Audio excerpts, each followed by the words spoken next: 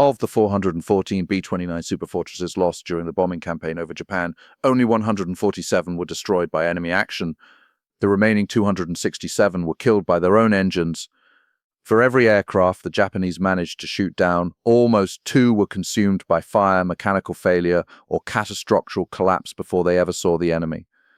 The grim joke amongst the crews was simple: Curtiss Wright would kill you faster than the Japanese. This wasn't hyperbole, this was statistical reality. The Boeing B-29 Superfortress, the most technologically advanced bomber of the Second World War, the aircraft that dropped the atomic bombs on Hiroshima and Nagasaki, the machine that cost more to develop than the Manhattan Project itself, was also one of the most dangerous aircraft ever to enter operational service. Crews called their engine firewalls tin pans because that's exactly what they were. Worthless barriers between 18-cylinder infernos and aluminium wing spars that melted in seconds once a fire took hold. This is the story of the B-29 Superfortress, the bomber that won the Pacific War, and the bomber that nearly killed as many American airmen as it did Japanese civilians. In January 1940, the world was already at war, though America remained stubbornly on the sidelines. Nazi Germany and the Soviet Union had carved up Poland just months earlier. Britain stood alone against the Reich, and the United States Army Air Corps knew with grim certainty that it was only a matter of time before they'd be dragged into the conflagration. What they needed was a bomber unlike anything that had ever flown, not just another flying fortress with slightly longer range.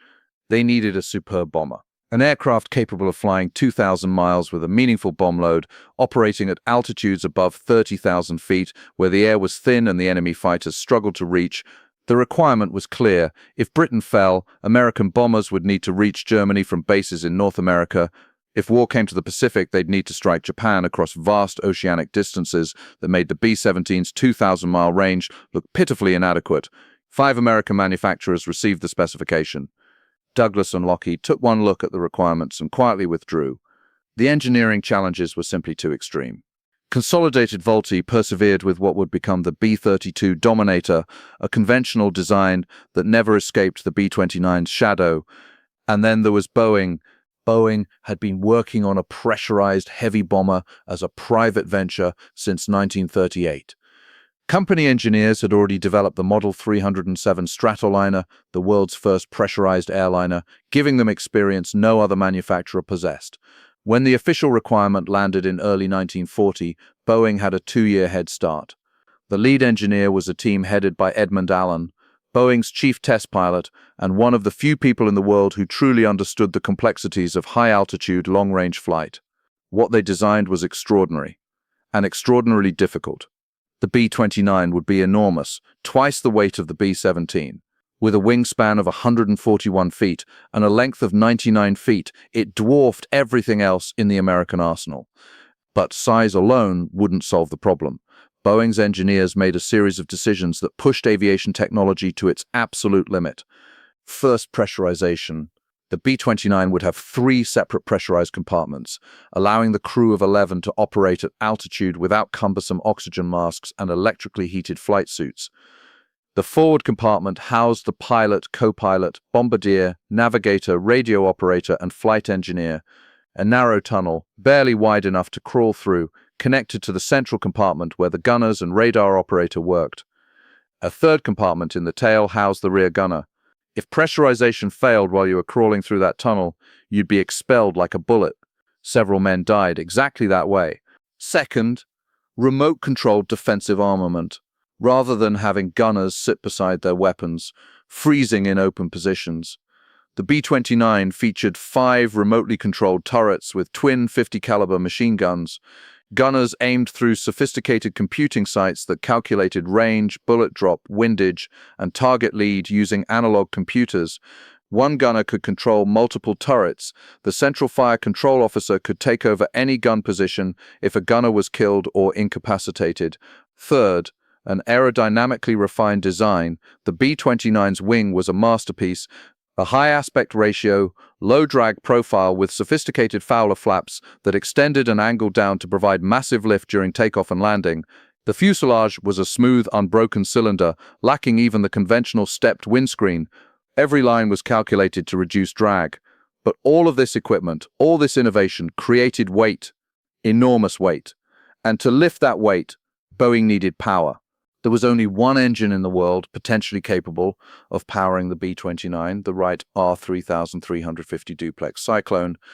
An 18-cylinder twin-row radial engine displacing 55 liters, the R-3350 was the highest displacement production engine in existence. On paper, it produced 2,200 horsepower per engine, 8,800 horsepower total. Curtiss-Wright claimed it offered exceptional fuel efficiency, critical for the B-29's 5,000-mile range requirement. The problem was that the R-3350 had barely been developed. First run in 1937, only about 2 dozen had been built by 1942, and every single one suffered from reduction gear failures, cooling problems, and exhaust valve issues. But there was no alternative. Lockheed, Douglas, Martin, Consolidated, every manufacturer who submitted a Super Bomber proposal specified the same engine, the R-3350 or nothing. Curtiss-Wright suddenly found itself tasked with producing over 30,000 engines for an aircraft program that couldn't wait. An engine that should have taken 5 years to develop had to be ready in 2. The first XB-29 prototype flew on September 21, 1942. Test pilot Eddie Allen's only public comment after landing was terse. "It flies." For a test pilot, that level of understatement borders on alarming. By December 28th, just 3 months later, the program had already suffered 16 engine changes, 22 carburetor replacements, and 19 exhaust system revisions. The average test flight lasted 1 hour and 10 minutes, most of that time spent fighting fires and coaxing the crippled bomber back to base. On December 30th, the second prototype made its maiden flight. Within 6 minutes, the number 4 engine overheated and caught fire. Eddie Allen shut down the engine, discharged the fire extinguisher, and managed to land with serious damage to the nacelle and wing. Post-flight inspection revealed that the number 1 engine had also started burning, and the number 3 was on the verge of failure. All 3 engines had less than 3 hours total running time. Then came February 18, 1943, a date that nearly killed the entire program. Eddie Allen was flying the second prototype on its 9th test flight. He was gathering climb performance and engine cooling data. Just after takeoff, the number 1 engine caught fire. Allen radioed that he was returning to Boeing Field, but the fire spread rapidly, consuming the wing's leading edge. Flames entered the cabin through the bomb bay. 3 crew members bailed out. They were too low. Their parachutes never opened. 3 miles from Boeing Field, the aircraft became uncontrollable and crashed into the fry meat packing plant. All 11 crew members died. 20 workers on the ground were killed. 1 firefighter perished in the inferno. Post-crash investigation revealed that a poorly designed fuel filler on top of the wing could siphon raw fuel directly into the wing structure during certain flight attitudes. Test instrument tubing had touched a hot exhaust manifold, creating a slow-burning fuse that ignited the fuel. Boeing's only other B-29 qualified pilot, who had flown as Allen's co-pilot, saw enough. He quit the program immediately. For several weeks, serious consideration was given to canceling the entire B-29 project. But cancellation was never truly an option, not with the Pacific War escalating, not with Japan's home islands remaining untouchable by American bombers. General Henry Hap Arnold, commanding general of the Army Air Forces, made it clear, "We need it for this war, not the next one." Production continued at 4 massive factories across the United States: Boeing's plants in Wichita, Kansas, and Renton, Washington, a Bell aircraft facility in Georgia, and a Martin plant in Nebraska. Thousands upon thousands of inexperienced workers were hired, many of whom had never seen an aircraft, let alone built one. By January 1944, the situation at the Wichita plant had become catastrophic. General Arnold visited personally and demanded 175 operational bombers by March. Not a single aircraft was ready by the deadline. The B-29s rolling off the line were hand-built, each one different in hundreds of tiny details.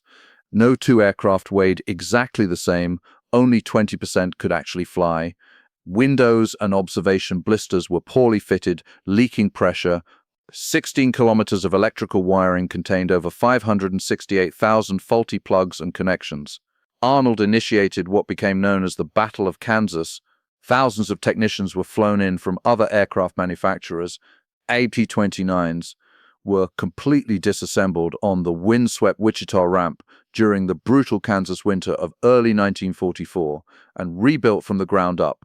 Every electrical plug checked, every seal replaced. dozens of modifications made to the temperamental engines. It worked.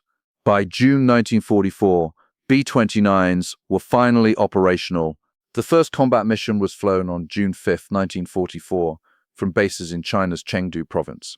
98 B-29s set out to bomb railway yards in Bangkok. The raid achieved little and exposed the fundamental problem with operating from China: logistics. Every gallon of fuel, every bomb, every spare part had to be flown over the Himalayas from India. For every combat mission, 6 supply missions were required. The real B-29 campaign began in November 1944, flying from newly captured island bases in the Marianas, Saipan, Tinian, and Guam. From here, the B-29s could reach Tokyo, 1,500 miles away, and from here, the true nightmare of flying the Superfortress became undeniable. Every takeoff was an exercise in controlled terror. The B-29 had the highest wing loading of any aircraft in the Second World War, 81 pounds per square foot. Maximum takeoff weight was 135,000 pounds, often exceeded during combat overload conditions. The coral-dusted runways of Tinian and Saipan were barely adequate. Pilots needed every inch of the mile-long strips. Ground running time was limited to 20 minutes maximum. Any longer, and the cylinder head temperatures climbed beyond safe limits before the aircraft even left the ground. Taxiing had to be done cautiously. Too fast and the brakes would overheat. Too sharp a turn and the tires could roll off the wheels entirely. On takeoff, pilots retracted the landing gear immediately to reduce drag and engine load. But even then, the B-29 had to be flown for miles at reduced power settings while the cylinder head temperatures slowly stabilized. If they climbed too aggressively, the engines would destroy themselves. Flight engineers stationed in the forward compartment with a bewildering array of engine instruments watched temperatures constantly. Fred Carl Gardner, a B-29 flight engineer, later wrote, "On a hot day, I would watch those temperatures climb past the red line to the very limit of the gauge. I had no idea how hot those cylinder heads actually got." The engine fires, the R-3350's problems were legion. The rear cylinders, starved of cooling airflow by the engine's tightly cowled nacelle, routinely overheated. Exhaust valves failed, were ingested into the engine, and caused catastrophic mechanical destruction. Vibration caused chronic oil leaks. Photographs of B-29 formations over Japan show aircraft with broad black stripes across the wings directly behind the nacelles. That wasn't paint, that was oil. If the exterior was soaked, the interior of the nacelle was an oil-drenched death trap waiting for a spark. The magnesium components, used extensively to save weight, fed the flames. A magnesium fire burns white hot at temperatures exceeding 3,000 degrees Celsius. The firewall between the engine and the wing spar, derisively called a tin pan by crews, offered virtually no protection. Once a magnesium fire started, the aluminum wing spar melted in seconds. The wing would fold, and the aircraft would tumble from the sky. To mitigate the risk, the B-29 carried dedicated firewatchers. The 2 gunners stationed in the waste blisters had a secondary duty: watch the engines constantly and report any sign of oil leaks or flames immediately. No other bomber, American, British, or German, required onboard fire marshals. Once established at altitude, typically 30,000 feet, flying the B-29 became a delicate, maddening dance. Cowl flaps, which directed cooling air into the engine nacelles, had to be constantly adjusted. Close them to reduce drag and increase speed, but risk overheating. Open them for cooling, but accept massive drag penalties that slowed the formation and burned more fuel. Post-war testing revealed that fully open cowl flaps created the same performance penalty as having one engine completely shut down, but pilots couldn't close them. Look at any photograph of B-29s on a combat mission, and you'll see the cowl flaps partially or fully open, always. Formation flying, in the traditional sense, was impossible. B-29s flew in loose streams rather than tight boxes. If an aircraft began to fall behind, the pilot would add power. But more power meant higher temperatures. Higher temperatures required opening the cowl flaps. Open cowl flaps created more drag, slowing the aircraft further. It was a vicious cycle with no solution. Over Japan, crews discovered another problem: the jet stream. These previously unknown high-altitude winds sometimes exceeded 200 miles per hour, directly opposing the bomber formations. Ground speed over the target slowed to a crawl, making the B-29s easy prey for anti-aircraft fire and fighters. Japanese defenses improved as the war progressed. Initially, Japanese fighters struggled to reach 30,000 feet, but by early 1945, aircraft like the Ki-44 Shoki and the Ki-61 Heian could intercept at altitude. The B-29's remote-control gun system, for all its sophistication, proved less effective than hoped. Synchronization issues were common. If the system fell out of calibration, multiple turrets could end up pointing at each other. Anti-aircraft fire was devastatingly accurate. Japanese gunners quickly learned to aim for the engines, knowing that a single hit could trigger a catastrophic fire.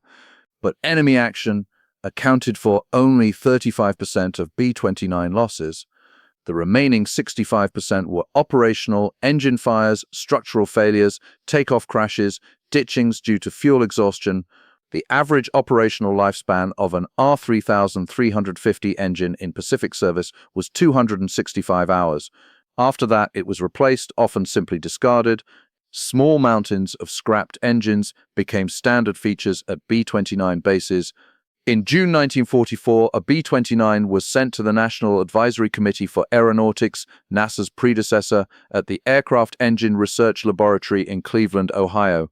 Engineers subjected the aircraft to ground testing, flight testing, wind tunnel analysis, and complete engine teardowns. Their findings were damning and comprehensive. The cylinder heads didn't dissipate heat effectively, causing exhaust valve failures. NASA designed longer cylinder heads with improved metallurgy. The inlet manifold distributed fuel unevenly between cylinders, causing some to run lean, backfire into the supercharger, and ignite the magnesium impeller housing.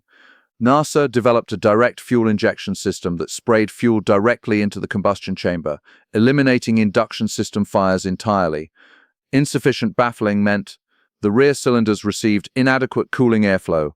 NASA redesigned the baffle system and modified the cowl flaps to provide better cooling without excessive drag. 2 modified engines were installed on a test B-29's left wing. Performance increased by 38% during periods of maximum cooling.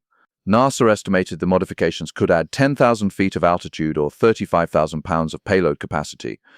The improvements were retrofitted to late production B-29s built in 1944 and 1945. The situation improved, but it never became good. In March 1945, General Curtis LeMay, commanding the 21st Bomber Command in the Marianas, made a radical decision. He stripped most of the defensive armament from his B-29s and switched to low-altitude, night incendiary raids. Japanese night fighter defenses were weak. The weight saved on guns could be used for fuel and bombs. On the night of March 9th to 10th, 1945, 334 B-29s attacked Tokyo with incendiary bombs. The resulting firestorm killed an estimated 100,000 people and destroyed 16 square miles of the city. More destructive than either atomic bomb that would follow 5 months later. The modified aircraft with reduced armament placed less stress on the engines. Failure rates dropped. The B-29 finally became the reliable strategic bomber it was always supposed to be. But by then, the war had only months remaining. On August 6, 1945, a specially modified B-29 called Enola Gay dropped a uranium bomb nicknamed Little Boy on Hiroshima. 3 days later, another B-29 named Boxcar dropped a plutonium bomb called Fat Man on Nagasaki. These silver-plate B-29s, designated for atomic weapons delivery, received the best engines Curtiss-Wright could produce, hand-selected and individually tested. They were fitted with direct fuel injection systems. General LeMay demanded perfection, and for once, he got it. 46,000 people were killed instantly in Hiroshima, approximately 74,000 in Nagasaki. Japan surrendered on August 15, 1945. The B-29 had ended the war, but at a cost few outside the program fully understood. The last B-29 rolled off Boeing's Renton production line on May 28, 1946. Total production run 3,970 aircraft, built in just 3.5 years. One of the shortest production runs for any major American military aircraft. Orders for over 5,000 additional B-29s were cancelled as the war ended. The B-29 continued in service with the newly created United States Air Force, flying combat missions during the Korean War from 1950 to 1953. By then, the aircraft was increasingly vulnerable to jet fighters like the MiG-15, and losses mounted. B-29s transitioned to other roles: aerial refueling tankers, reconnaissance platforms, and rescue aircraft. The final operational B-29s were retired in the early 1960s. Ironically, the R-3350 engine that caused so much misery during the war went on to a long and distinguished career in civilian aviation. With proper development time, the problems were solved. By the 1950s, refined R-3350s powered the Lockheed Super Constellation and Douglas DC-7, producing over 3,400 horsepower per engine and running reliably for thousands of hours. The same basic engine that killed B-29 crews became one of the most dependable piston engines in airline service, but Curtiss-Wright never recovered its reputation. Neither the Air Force nor the Navy invited the company to join the jet age. The manufacturer that had built Lindbergh's engine faded into obscurity. The B-29's impact on aviation history is difficult to overstate. It pioneered pressurized cabin technology that became standard on every airliner. Boeing's Model 377 Stratocruiser, introduced in 1947, was essentially a B-29 fuselage mated to a new wing, carrying 100 passengers in pressurized comfort across the Atlantic. Pan American World Airways built its post-war global network on aircraft directly descended from the Superfortress. The B-29's long runways, built on remote Pacific islands to accommodate its mile-long takeoff requirements, became the foundation of a global airport network that enabled the civil aviation boom of the 1950s. The remote-controlled gun turrets, the high aspect ratio wing design, the tricycle landing gear all became standard features on subsequent aircraft, military and civilian alike. And the B-29's existence forced the Soviet Union to develop its own strategic bomber capability. When several B-29s made emergency landings in Soviet territory after bombing Japan, Stalin ordered them reverse-engineered. The result was the Tupolev Tu-4, an almost perfect copy. The Tu-4 became the platform for the Soviet Union's first atomic bomb test and represented the primary nuclear threat to the West throughout the early Cold War. Of nearly 4,000 B-29s built, only 22 survive today.